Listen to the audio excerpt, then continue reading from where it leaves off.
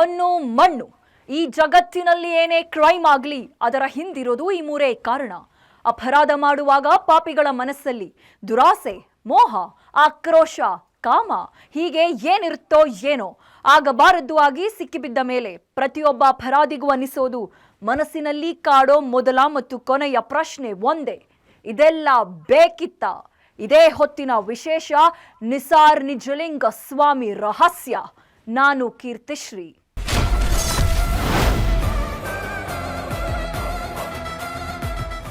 ಸ್ವಯಂ ಪ್ರೇರಿತ ಮತಾಂತರ ಆಗೋದಕ್ಕೆ ಯಾರದು ಅಭ್ಯಂತರವಿರಲ್ಲ. ಆದರೆ ಹೇಗೆ ಮತಾಂತರವಾಗಿ ಒಂದು ಧರ್ಮದ ಗುರುವಾಗೋದು ಅಂದ್ರೆ ಸಾಮಾನ್ಯದ ಮಾತಲ್ಲ. ಇದೇ ರೀತಿ ಮುಸ್ಲಿಂ ಧರ್ಮದ ಯುವಕ ಬಸವಣ್ಣನವರ ತತ್ವಕ್ಕೆ ಮಾರು ಹೋಗಿ ಜಂಗಮ ದೀಕ್ಷೆ ಪಡೆದಿದ್ದ. ಅಲ್ಲದೆ ವಿರಕ್ತ ಮಠದ ಸ್ವಾಮೀಜಿ ಕೂಡ ಆಗಿದ್ದ. ಈಗ ನಕಲಿ ಸ್ವಾಮೀಜಿ ನಿಜ ಬಣ್ಣ ಬಯಲಾಗಿದೆ. ಸ್ವಾಮೀಜಿಯ ನವರಂಗಿ ಆಟ ಬಯಲಾಗಿ ಭಕ್ತರು ಶಾಕ್ ಆಗಿದ್ದಾರೆ. ಅದರ ಡೀಟೇಲ್ಸ್ ಇಲ್ಲಿದೆ ನೋಡಿ.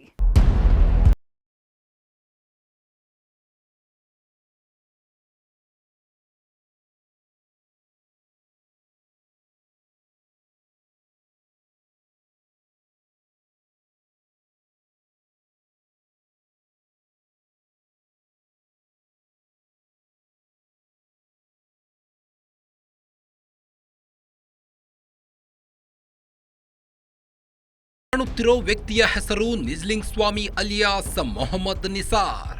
ಮೂಲತಃ ಕಲಬುರಗಿ ಜಿಲ್ಲೆಯ ಕಾಳಗಿ ಮೂಲದವ. ಮೆಹಬೂಬ್ ಸಾಬ್ ರಿಯಾನ್ ಬೇಗಂ ದಂಪತಿಯ ಪುತ್ರ. ಹುಟ್ಟಿನಿಂದ ಮುಸ್ಲಿಂ ಆಗಿದ್ದ ಈತ ಬಸವಣ್ಣವರ ತತ್ವಗಳಿಗೆ ಮಾರು ಹೋಗಿ ಜಂಗಮ ದೀಕ್ಷೆ ಪಡೆದಿದ್ದ. ಜಂಗಮ ಪಡೆದ ಬಳಿಕ ಮೊಹಮ್ಮದ್ ನಿಸಾರ್ ಹೆಸರನ್ನ ನಿಜ್ಲಿಂಗ ಸ್ವಾಮಿ ಅಂತ ಬದಲಾಯಿಸಲಾಗಿತ್ತು. ಬಸವ ಕಲ್ಯಾಣದ ಬಸವಪ್ರಭು ಸ್ವಾಮೀಜಿ ಈತನಿಗೆ ಮರುನಾಮಕರಣ ಮಾಡಿ ಬಸವ ತತ್ವ ಪ್ರಚಾರಕ್ಕೆ ಚೌಡಹಳ್ಳಿ ಮಠದ ಸ್ವಾಮೀಜಿ ಆಗಿದ್ದ ಮುಸ್ಲಿಂ ಯುವಕ. ವಿರಕ್ತ ಮಠದಲ್ಲಿ 1 ವರ್ಷದಿಂದ ಪೂಜೆ ಪುನಸ್ಕಾರ. ಕಲಬುರಗಿಯ ಕಾಳಗಿ ಮೂಲದ ಮೊಹಮ್ಮದ್ ನಿಸಾರ್ ಚಿಕ್ಕ ವಯಸ್ಸಿನಿಂದಲೂ ಬಸವ ತತ್ವಕ್ಕೆ ಮಾರು ಹೋಗಿದ್ದ. ನೆರೆಹೊರೆಯವರ ಪ್ರಭಾವವೋ ಬೇರೇನೋ ಕಾರಣವೋ ಗೊತ್ತಿಲ್ಲ. ಆತ ಲಿಂಗ ಪೂಜೆ ಮಾಡಲು ಶುರು ಮಾಡಿದ್ದ. ಆತನ ಮನೆಯವರು ಲಿಂಗ ಪೂಜೆಗೆ ವಿರೋಧ ವ್ಯಕ್ತಪಡಿಸಿದ್ರು. ಆತ ಅದನ್ನ ಪರಿಗಣನೆಗೆ ತೆಗೆದುಕೊಂಡಿರಲಿಲ್ಲ. ಮನೆಯಲ್ಲಿದ್ದ ಲಿಂಗವನ್ನ ಆಚೆ ಬಿಸಾಕಿದ್ರು. ಮತ್ತೆ ಮನೆಗೆ ಲಿಂಗ ತಂದು ಪೂಜೆ ಮಾಡ್ತಿದ್ದಂತೆ. 5ನೇ ತರಗತಿಯಿಂದ ಆತನಿಗೆ ಲಿಂಗ ಪೂಜೆ ಮಾಡುವ ಅಭ್ಯಾಸ ಶುರುವಾಗಿತ್ತು. ಆತ 7ನೇ ತರಗತಿ ಓದುತ್ತಿದ್ದಾಗ ಬಸವ ಕಲ್ಯಾಣಕ್ಕೆ ತೆರಳಿ ಅಲ್ಲಿಯ ಸ್ವಾಮೀಜಿ ಬಳಿ ಸೇರಿಕೊಂಡಿದ್ದ. ಇದಾದ ಬಳಿಕ ಕುಟುಂಬದ ಜೊತೆ ಯಾವುದೇ ಸಂಬಂಧ ಇಟ್ಟುಕೊಂಡಿರಲಿಲ್ಲ ಅಂತ ಆತನ ತಾಯಿ ರಿಹಾನಾ ಬೇಗಂ ಮಾಹಿತಿ ನೀಡಿದ್ದಾರೆ. ಮನೆಯಾಗಿಂದೇನ್ರಿ 5ನೇ ಕ್ಲಾಸ್ ಇಲ್ಲಿ ಓದ್ತೀನಿ ರೀ. ಸಣ್ಣಂದಿರ ಹಿಡಿದು ಬರೋ ಲಿಂಗ ಪೂಜೆ ಲಿಂಗ ಮಾಡ್ಕೊತಾನೆ ಇರ್ತೀನಿ ರೀ. 7ನೇ ಕ್ಲಾಸ್ ಇದ್ದೀನಿ ರೀ, ಲಿಂಗ ಪೂಜೆ ಮಾಡತ್ತೀನಿ ರೀ ಮನ್ಯಾಗ. ನಮ್ಮಲ್ಲಿ ಮುಸ್ಲಿಮ್ ಇದ್ದೇವಿ, ಲಿಂಗ ಪೂಜೆ ಮಾಡಬೇಡಪ್ಪ ನಾವು ನಡೆಯಲ್ಲ ಅಂಥೇಳಿ ಮನೆಯಾಗಿಂದು ಬಿಟಲ್ಲ ಹಚ್ದೇವ್ರಿ. ಅದು ಲಿಂಗ ಬ್ಯಾಡ ಅಂಥೇಳಿ, ಬ್ಯಾಡಪ್ಪ ನಮ್ಮಲ್ಲಿ ಮುಸ್ಲಿಮ್ ಇದ್ದೇವಿ, ಅವು ಲಿಂಗ ಪೂಜೆ ಮಾಡಕ್ಕೆ ನಮ್ಮಲ್ಲಿ ಬಗೆಹರಲ್ಲ ಬ್ಯಾಡ ಅಂತ ಅಂದ್ರೆ ಅದು ಲಿಂಗ ಬಿಡಕಿದ ಮೇಲೆ ಅವ ಮನೆಗೆ ಬಂದಿಲ್ಲ ನೋಡ್ರಿ. ಲಿಂಗ ಪೂಜೆನೇ ಮಾಡ್ತೀನಿ ಅಂತೇಳಿ ಹೊಂಟೋದನು. ಮನೆಗೆ ಬರ್ಲಾರ್ದು 5 ವರ್ಷ ಆದ್ರಿ ಮನೆಗೆ ಬಂದಿಲ್ಲ ರೀ. ಎಲ್ಲಿ ಹೋಗ್ಯಾನ ಪತ್ತ ಇಲ್ಲ ರೀ, ನನಗೆ ಒಟ್ಟು ಗೊತ್ತಿಲ್ಲ, ಎಲ್ಲಿ ಗೊತ್ತಿಲ್ಲ. ಹೆಂಗೆ ನಿಮಗೇನು ಫೋನ್ ಮಾಡೋದು ಏನು ಮಾಡಲ್ಲ ನೋಡ್ರಿ. ಫೋನ್ ಮಾಡಿದ್ರೆ ಭೀ ಎತ್ತಲ್ಲ, ಫೋನ್ ಹಚ್ಚಲ್ಲ. ಈ ಬಸವ ಕಲ್ಯಾಣಕ್ಕೆ ಎಲ್ಲಿ ಹೋಗಿದ್ದ ಅಂತ ಅವಾಗ ಹೋಗ್ಯಾನ್ರಿ ಅವ ಬಕ್ಕುಳ್ದೇ ಆಯ್ತು ಹೋಗಿ. ಬಸವ ಕಲ್ಯಾಣಕ್ಕೆ ಹೋಗಿ ಮತ್ತೆ 5-8 ವರ್ಷ ಆಯ್ತು ರೀ ಬಸವ ಕಲ್ಯಾಣಕ್ಕೆ. ವರ್ಷದ ಹಿಂದೆ ಚೌಡಹಳ್ಳಿ ಮಠದ ಸ್ವಾಮೀಜಿಯಾಗಿ ನೇಮಕ. ವಿರಕ್ತ ಮಠದಲ್ಲಿ ಮುಸ್ಲಿಂ ವ್ಯಕ್ತಿಯಿಂದ ಬಸವ ತತ್ವ ಪ್ರಚಾರ. ಹೀಗೆ ನಿಜಲಿಂಗ ಸ್ವಾಮಿ ಅಲಿಯಾಸ್ ಮೊಹಮ್ಮದ್ ನಿಸಾರ್ 7ನೇ ತರಗತಿಯಲ್ಲಿದ್ದಾಗಲೇ ಬಸವ ಕಲ್ಯಾಣದ ಬಸವಪ್ರಭು ಸ್ವಾಮೀಜಿ ಬಳಿ ಇದ್ದ. ಮಠ ಸೇರಿದ್ದ ಮೊಹಮ್ಮದ್ ನಿಸಾರ್ಗೆ ಜಂಗಮ ದೀಕ್ಷೆ ನೀಡಿದ ಬಸವಪ್ರಭು ಸ್ವಾಮೀಜಿ ಕಳೆದೊಂದು ವರ್ಷದ ಹಿಂದೆ ಚಾಮರಾಜನಗರ ಜಿಲ್ಲೆಯ ಗುಂಡ್ಲುಪೇಟೆ ತಾಲೂಕಿನ ಚೌಡಹಳ್ಳಿಯ ಗುರುಮಲ್ಲೇಶ್ವರ ವಿರಕ್ತ ಮಠದ ಸ್ವಾಮೀಜಿಯನ್ನಾಗಿ ನೇಮಕ ಮಾಡಿದ್ರು. ಚೌಡಹಳ್ಳಿಯ ಗುರುಮಲ್ಲೇಶ್ವರ ವಿರಕ್ತ ಮಠ ಬಹಳ ಹಳೆಯ ಮಠವಾಗಿದೆ. ಇತ್ತೀಚೆಗೆ ವಿದೇಶದಲ್ಲಿರೋ ಮಹಾದೇವ್ ಪ್ರಸಾದ್ ಅನ್ನೋರು ಮಠವನ್ನ ಜೀರ್ಣೋದ್ಧಾರ ಮಾಡಿಸಿದ್ರು. ಇದಾದ ಬಳಿಕ ನಿಜ್ಲಿಂಗ ಸ್ವಾಮಿ ಮಠದಲ್ಲಿ ಪೂಜೆ ಪುನಸ್ಕಾರ ಮಾಡಿಕೊಂಡಿದ್ದ.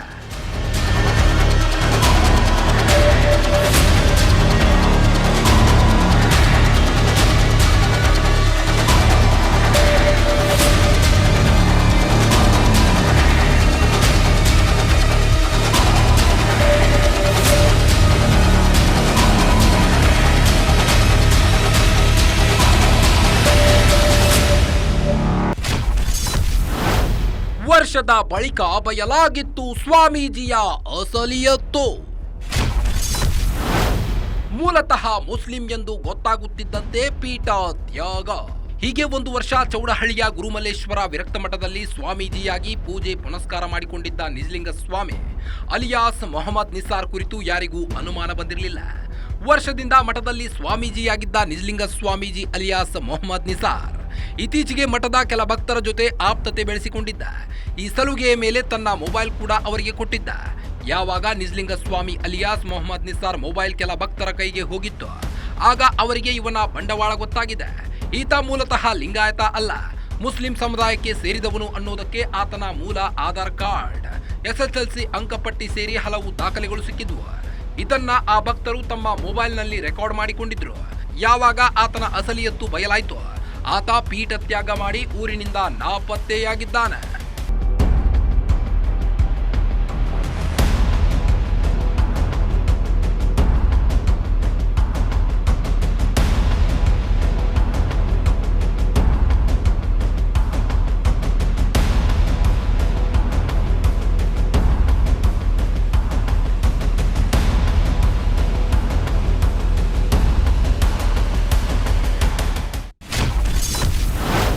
ಮೊಬೈಲ್ನಲ್ಲಿ ರೆಕಾರ್ಡ್ ಆಗಿತ್ತು ನಕಲಿ ಸ್ವಾಮಿಯ ಆಟ. ಸಲಿಂಗ ಕಾಮದ ಜೊತೆಗೆ ಕುಡಿತದ ಚಟಕ್ಕೆ ಬಿದ್ದಿದ್ದ ನಿಸಾರ್. ಯಾವಾಗ ಕೆಲ ಭಕ್ತರಿಗೆ ಮೊಹಮ್ಮದ್ ನಿಸಾರ್ ಮೊಬೈಲ್ ಸಿಕ್ಕಿತು, ಅಲ್ಲಿಗೆ ಆತನ ಮುಖವಾಡ ಕಳಚುತ್ತಾ ಹೋಯಿತು. ಮೊಬೈಲ್ನಲ್ಲಿ ಆತನ ಮೂಲ ಹೆಸರಿನ ದಾಖಲೆಗಳು ಮಾತ್ರವೇ ಅಲ್ಲ, ಅವನ ನವರಂಗಿ ಆಟಗಳು ಸಹ ಒಂದೊಂದಾಗಿ ಬೆಳಕಿಗೆ ಬಂದಿದ್ವು.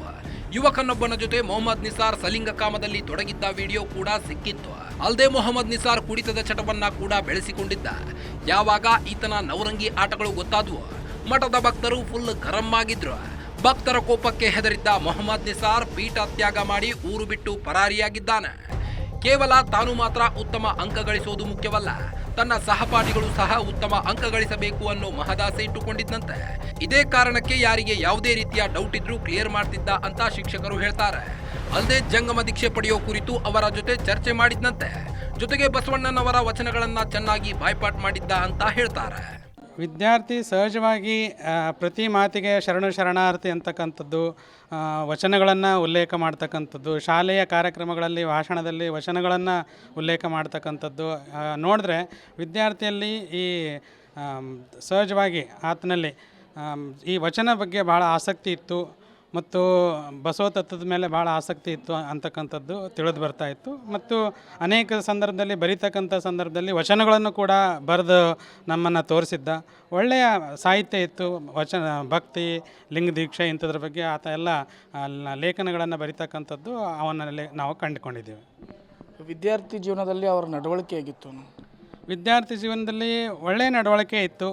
ಎಲ್ಲ ವಿದ್ಯಾರ್ಥಿಗಳ ಜೊತೆ ಒಳ್ಳೆಯ ರೀತಿಯಿಂದ ಬೆರೀತಾ ಇದ್ದರು ಮತ್ತು ಎಲ್ಲ ವಿದ್ಯಾರ್ಥಿಗಳಿಗೆ ಪ್ರೇರಣೆಯಾಗಿ ಇರ್ತಕ್ಕಂಥ ವಿದ್ಯಾರ್ಥಿ ಇದ್ದ. ಯಾಕಂದರೆ ಓದಿನಲ್ಲಿ ಸ್ವತಃ ಜಾಣ ಇರೋದರಿಂದ ಎಲ್ಲ ವಿದ್ಯಾರ್ಥಿಗಳು ಪಾಸ್ ಆಗಬೇಕು ಅಂತಕ್ಕಂಥ ಸಂದರ್ಭದಲ್ಲಿ ತನ್ನ ಗೆಳೆಯರು ಕೂಡ ಏನಾದರೂ ಅವರಿಗೆ ತಿಳಿತಿರಲಿಲ್ಲ ಅಂದರೆ ತಿಳಿಸ್ತಾ ಇದ್ದ. ಖಾಲಿ ಅವಧಿಗಳ ಏನಾರ ಇದ್ದರೆ ಅವರಿಗೆ ಕನ್ನಡದ ಮತ್ತು ಅವರಿಗೆ ಕಠಿಣ ಇರತಕ್ಕಂಥ ವಿಷಯಗಳನ್ನು ವಿವರಣೆ ಕೊಡ್ತಕ್ಕಂಥದ್ದು ನಾವು ಸಾಮಾನ್ಯವಾಗಿ ಕಂಡಿವಿ. ಹೀಗಾಗಿ ತರಗತಿಯಲ್ಲಿ ತುಂಬ ಸ್ವತಃ ಜಾಣ ಇದ್ದ. ಹೀಗಾಗಿ ಅವನು ಅತಿ ಹೆಚ್ಚು ಅಂಕಗಳನ್ನು ತಗೊಂಡು 10ನೇ ತರಗತಿಯಲ್ಲಿ ಪಾಸ್ ಆಗಿರ್ತಕ್ಕಂಥದ್ದು ಇದೆ. ನಮ್ಮ ಶಾಲೆಯಲ್ಲಿ ಒಳ್ಳೆಯ ಫಲಿತಾಂಶವನ್ನು ಪಡೆದಿದ್ದಾನೆ.